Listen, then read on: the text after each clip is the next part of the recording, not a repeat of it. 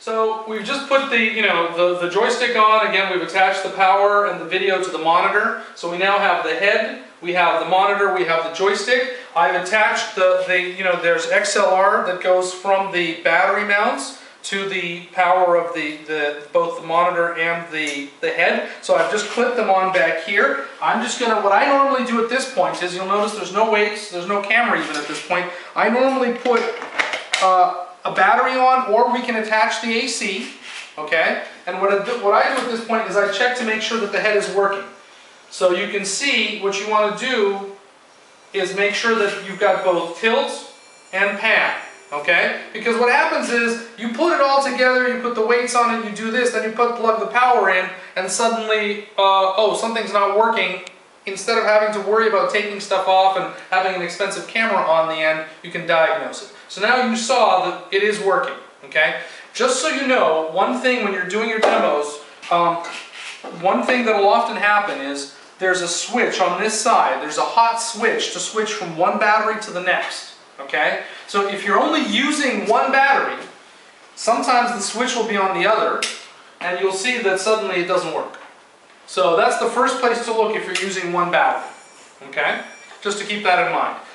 Or you can obviously use two batteries. Complain about that noise, and why is it making a noise? This noise is standard.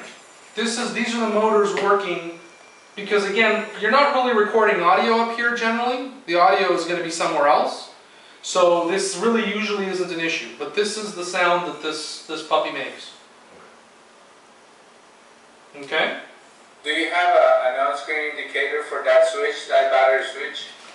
No. No. It's the batteries have an indicator of when you're running down, and you just have to sort of, keep track of roughly where you're at. And it is a hot switch, so you can switch on the fly from one to the other without losing power. Okay. Okay. Do me a favor. He couldn't see the joystick reaction. Can you see the joystick here, the head? Now you can see the head move. Okay, yeah. I think I've seen that. Right. I actually think I saw Volcam at IBC. Yeah, it was definitely there. Okay, so now that we have this basic thing, what we would normally do at this point is put the camera on. So we come down here, and you want to keep in mind when you're putting a camera on the head that it's important that the camera be balanced both backwards and forwards. Okay? You want to make sure that the pivot point of the camera is aligned with the center of this piece. And you also want the center point of the lens, so this center point of the lens, to be roughly where this cradle is connected, or this motor is. Because again, what's going to happen is the camera is going to pivot that way. And if the lens is too high or too low, when you're making your movements, it's going to look odd. Okay? And if you don't put it properly in terms of front to back, what will happen is that this doesn't have any weight, but the head will actually start to drift. Okay? So if that happens, what it means is that your camera is not properly balanced. And the way to easily determine the pivot point of the camera is simply put, a pen or a pencil on a table, put your camera on top of it, and kind of shift it back and forth until it's more or less balanced. And then you can mark that point, and then you'll need to attach the camera there. Okay? So your camera's on. Now we know that the head works. Now what you need to do is you need to add the weights. Now, we have a safety mechanism here, which is a safety ring that pulls out like that. Okay, we have a puck that is also a secondary safety, okay, which we call an ostrich nut, which is, pull cam. And then this simply pulls out as far as you need it to go, okay? So in this case, I don't actually think I'm going to need to put weight on it, but I'm going to put some on just for demonstration purposes. But I also wanted to show you that you can really pull this out as far as you need to. If you need to put 70 pounds on here, or if you need to put, and again, we keep 10-pound weights, but you can use 10, 5, whatever it is, okay? So the nice thing also is it allows you to keep the weight all the way in the back if you want, because that way you can shift how far and where your poles are. So I'm going to screw this back in until it's almost all the way in. And I'll put one weight on here. You know, it's going to be a bit crazy with it, but we'll put one weight on there just to demo the concept. So we'll put this on here. We put the ostrich nut afterwards to prevent it from rolling away. And then you slip the ring, the pin in, and that steadies the fact that this is not going anywhere anytime soon. So now, basically you would come here, hopefully this isn't going to fly away, but yeah it will. So you release this, and if that weight wasn't there, this would generally kind of you know, balance out. There's one thing you also have to keep in mind. You'll notice that this configuration, I can, even with this, let me just move this over a little bit, I can still move the pole backwards and forwards, okay? So what we've done here is with the weights, we've found what's called the gross balance, but with this unit here, we're going to find the fine balance, okay? So this is what allows you to quickly balance the pole cam, unlike a regular jib, where all you've got is adding more and more weight, okay? So we're actually going to, and you can see that now I've actually counterbalanced it so that the head is heavy. As you can see, I've actually slipped it to the point where the head is heavier. So what I'm going to do is I'm going to keep sliding this until I find a point where it's essentially balanced, more or less. Okay? And again, the head is loose. The head is loose. So, you know, we'll call it... Now, what we also, by the way, recommend is that in most cases you balance this up to work at the highest point that you'll need to, so that you never have to push the rig up. Rather, it will just sit gently where it needs to be. So once I found the balance, so I cinch this up. Your highest hover point. Highest hover point is where you want to bounce it up. So now I've cinched it up, so now you'll see I can't move this anymore. Right? You want to tighten this one unit here. And now the head is loose. I now have control over the rig, and I now have extremely smooth movement, and I'm done. That's it. I mean, granted, we've taken a little longer to do it here because it's been, you know, we've been talking it through, but you can see there's no tools, and you're ready to go. The other thing that's a little different, or something to keep in mind about the pole cam, is unlike a regular jib, which is operated from back here, okay, you'd walk around like this with a regular jib, the pole cam is operated at the fulcrum, which means it's a smaller footprint in terms of where you need to be moving and where you need to be standing. It's also, you know, because of that, allows you much more portability. And obviously one of the other things about a pole cam is, here it is, I mean obviously it's a very short one, but even if we built a very short jib, I wouldn't be able to do this with it, just because of the weight involved. Again, this is a bit of a I don't know what to call it, a junior pole cam in the sense that this is very small, but it is, I mean, it's perfectly functional. There you go. Yes, sir. Can you lock the position of the actual pole? And my question goes to this. Of course, if you're producing something on the field, we can ask the producer to just lock on camera one to allow us to, for example, change the batteries on the pole cam, right? Sure. Because I'm assuming they also help on the counterweight. They're considering your calculation. Exactly. So, you know, the assistant comes in, you know, changes this battery, but he may move the actual pane that we have, the actual plane that we have. Can you lock the actual plane so that even changing a battery, the actual production doesn't change? Well, again, you can lock the head, which is what I've done here. So it's sitting there.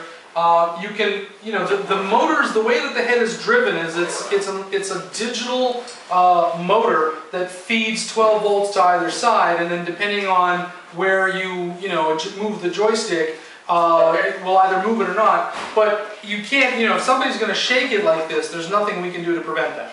So, right, okay, so I just wanted to verify that. Yeah. The only mechanical lock that we have and that we will have to worry about is the actual tripod. Yeah, yeah. Once you let go of the head, electronics is where we control the actual production by per se. Exactly. Once you let go of the head, it will not move. It should not move. Okay, great. Well, let me ask that joystick question a different way. You move the head, the joystick goes back to center, the head doesn't fall. Yeah, no, the head does not fall. The head stays where you leave it, as you can see. And you can see also that the head is a slip ring, so you can keep going 360 as much as you want. So here I've just, I was seeing it right on the village. Okay. see, so you can do that, you can tip it up, you can actually go all the way over if you want. Not, I mean, you'll obviously be catching yourself in the shot, but you can do all kinds of crazy things. And one of the reasons that it's set up that way, and I'll show you this in a second, is that when you buy a pole cam, as well as buying this, jib system, what you can easily do, oops, sorry, don't know what's making that noise, is you can also mount it and have a pan tilt head.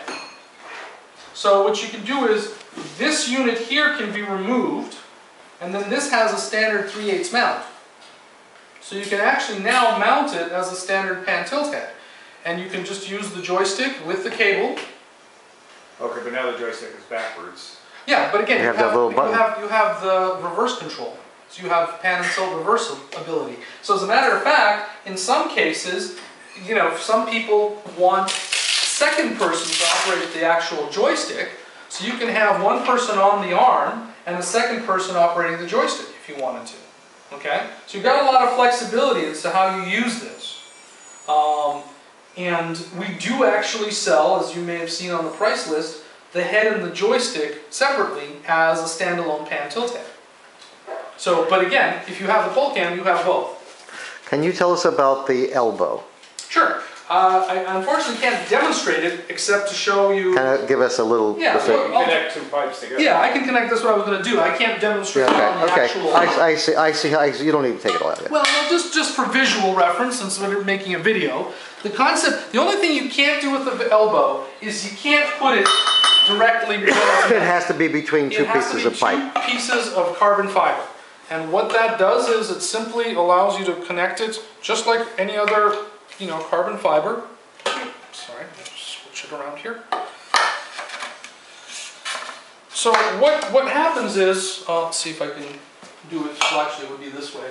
This would then fit in here, and then so you can have a jib with an angle. And so what that allows you to do is it allows you to, in a perfect, this is a good example because it's a low ceiling. Normally, to get that distance, I would have to go through here and cut out what's going on here. But in this situation, I can actually, go like that and get a good amount of distance and still have an audience or something or crew people down here and still be able to go all over them, as an example. Yeah. Or it's very popular in operating theaters where they film, operations and they need to go over a surgeon. So what happens is that this goes in the corner, Way back. the head hangs here, and then this goes up over the nurses. Right. Okay. Cool. Yep. So that's that. Like I said, the other options are that you'll find. Oh, sorry, I did forget one small thing, which I always seem to forget during the demos. I'll put this down here, and that's just to put the saddlebags on. They're essentially decorative, but you put those on like that. And again, this is where you can put microphones, extra cables. Some people, if you're using the AC adapter, for instance, the AC adapter does have Velcro on it. Whoops.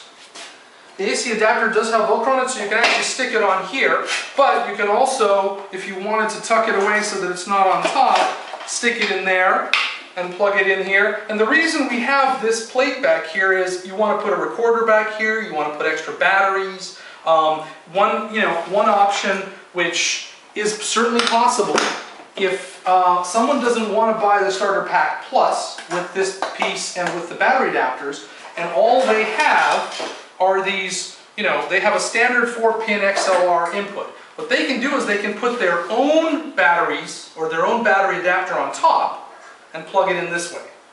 So that's what some people do. It's not as convenient, it's not as nice, but people have done that. It doesn't have the hot switch as well, It then. doesn't have the hot switch. Right. But see, the thing is, for the $1,000 extra that you're paying for the Starter Pack Plus, you're actually getting about $1,700 worth of gear. You get this, the adapters, you get this mounted mount and the cables.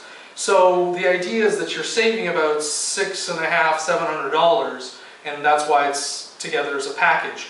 I tend to think of that as the standard kit anyway, but we want to be able to say that you have a perfectly working kit starting under $10,000.